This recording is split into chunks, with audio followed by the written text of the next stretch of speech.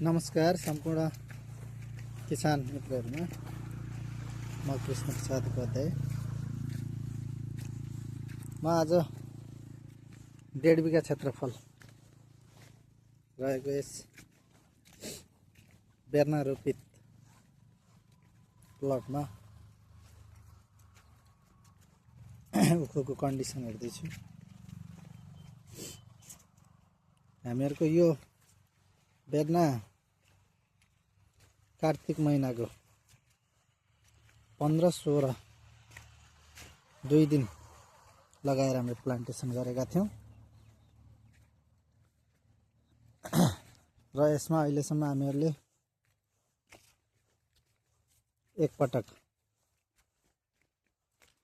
Urea, DAP, potash, sulphur गरेर यसमा एक पटक बेसिक डोज खाद दिएर यसमा कसीको मद्दतले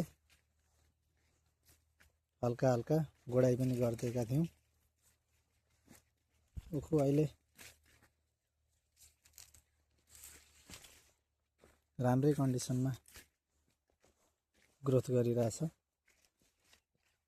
कताकतै पिलर्सहरु पनि निस्किन थालेको छ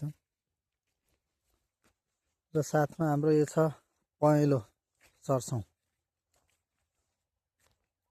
यो पनि अब फुल्न थालिसकेको अवस्थामा छ।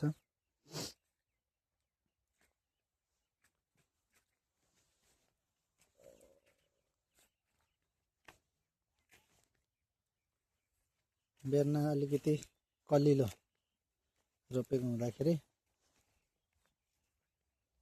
अझ ग्रोथ हल्का कमै देखिएको छ अहिलेसम्म।